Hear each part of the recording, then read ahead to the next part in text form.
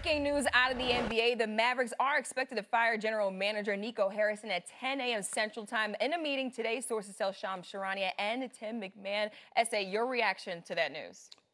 Sorry for Nico Harrison. Good dude, but at the end of the day, you traded Luka Doncic.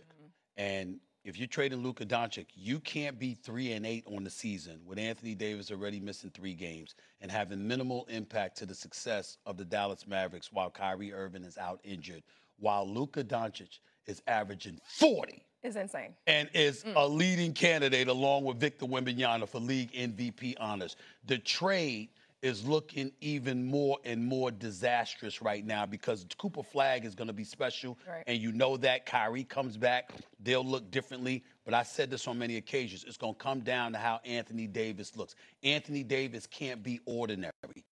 He has to be spectacular, because if he's spectacular, averaging 28 and 12, if he did something like that, like he was capable of, and he was available, then Dallas would be winning more games and you wouldn't be in this situation. But with him out, you know, not that he's out right now, but with him missing games or not only averaging 20 a game, being relatively average, and Luka Doncic playing all world, looking fantastic and phenomenal. That is really, really an indictment. 26 years of age, a superstar in Tinseltown, balling out, and he was your guy and never wanted to leave, and you pushed him out the door. It's unforgivable in a lot of people's eyes, and that's why this Nico Harrison is gone. And a lot of people looked at Cooper Flag. They were excited about him coming to Dallas. However, like you said, when you take a look at how Luka is playing, I mean, it doesn't feel like the trade-off was worth it. Well, not only that, Luka went in the offseason, got himself in condition. Yep, got in the gym. Looks better, got in the gym, right?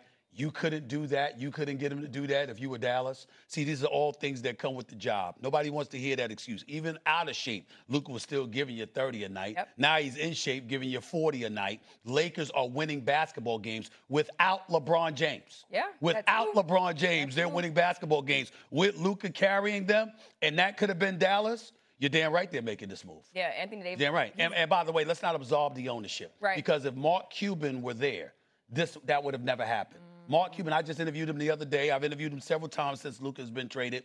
Mark Cuban has repeatedly stated he would have never traded Luka Doncic. That was not a move that he endorsed. So Mavs ownership is more responsible for this than anyone for letting it happen because they didn't want to pay him that Supermax contract. But in the end, owners don't fire themselves. They find somebody to blame. And Nico Harrison went all in. He knew that it could eventually cost him, and unfortunately it has. Yeah, Anthony Davis, he's missed 6 straight games with that calf injury. They definitely need him back, but now we see a lot of moving parts down there in Dallas. All right, let's go back with the Wizards really quick. Oh, no, we're going to go straight to it. Never mind. Yeah, Shams, shout out Shams, reporting that apparently today the Mavs and the owner, Patrick Dumont, expected to fire Nico Harrison. It's a 10 a.m. Central Time meeting. It's very specific, by the way. Shocking. Yeah, I know. I guess doesn't seem shocking, but we should react to it, Chandler.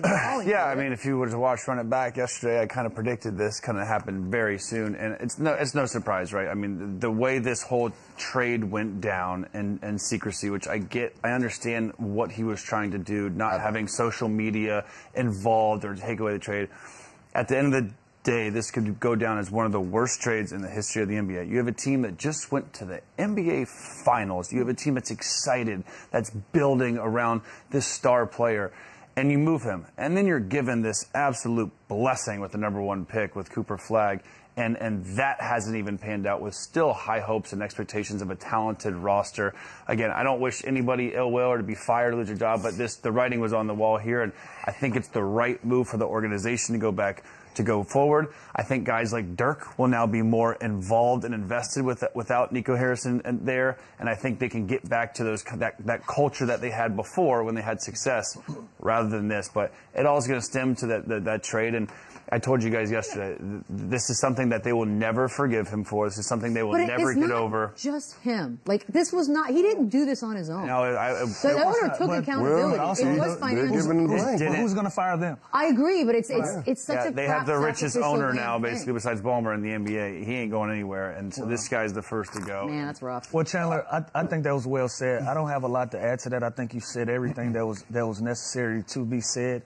Winning heals all, and Dallas hasn't done a lot of that since that trade. When you shake the tree like that, you want to see some results as a fan base and as a city and as a culture, like Dirk. they have a court where his logo is on the floor. And he's not even involved with his team. And him not being involved, that should tell you a lot. The morale and how the city feels should tell you everything you need to know. And to what Beto said, when things like this happen, somebody has to go. And when this first started, Nico stuck his head out and he owned it. He owned it, and he said, look, I probably won't be here long, but we're going to win basketball games. He hasn't held up to his end of the bargain, and when these things happen, somebody has to be responsible for it. Somebody has to be the guy to own up to it, and that's been Nico since day one in this whole saga, and so today I guess it comes to an end. I think this is a lesson to the casuals. We sit here and we listen to these so-called experts, and they judge these players. They say who's not good enough, who is good enough, to the point where they traded a player that was injured because he was overweight. Why he was injured?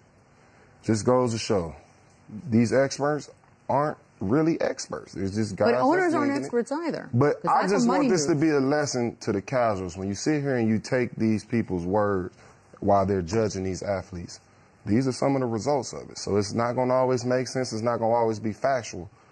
But they make mistakes, and this is a prime example. Yeah, there's no reason to reinvent the wheel here. Like, you had a top 3 player in the NBA. You were just in the finals, and why shake that tree? Why? Because they didn't want to write a big check.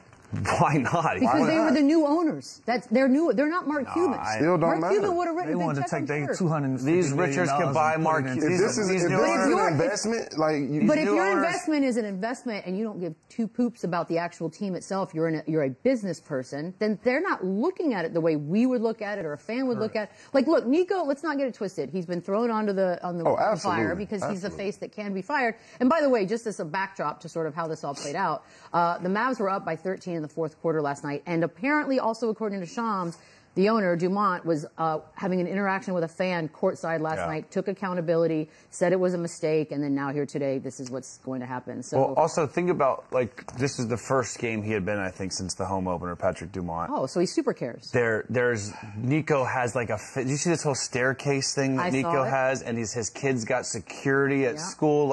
Honestly, part of him is probably relieved that, again, he swung for the fences. Yeah, give me my struck service out, package. get your money and get the hell out of Dallas, because honestly, if it's now you're talking about safety of your family, which I think is a little dramatic, but you in Texas, right? People are crazy, there's some different laws down there. Watch how you approach people. And I think he made his bed. Unfortunately, now he's sleeping in it. Whether it's you think it's the owner, but he had the owner's ear and he made a decision. He swung for the fence and he struck out. And I think there's consequences for that when you had such a talented team and roster. And again, 3-8 right now with all these expectations to still be good without Kyrie Irving. It has to happen. It has to happen more so just for the fans and the city. Well, yeah. Moving forward. The new chant, by the way, fans, will be sell the team. That's going to be where we're going to want to focus next if it continues. Yeah, and then by the way, is Jay Kidd now on the? It's who's next? It usually doesn't just stop the with. The blame's going to continue to. It doesn't usually just stop with that.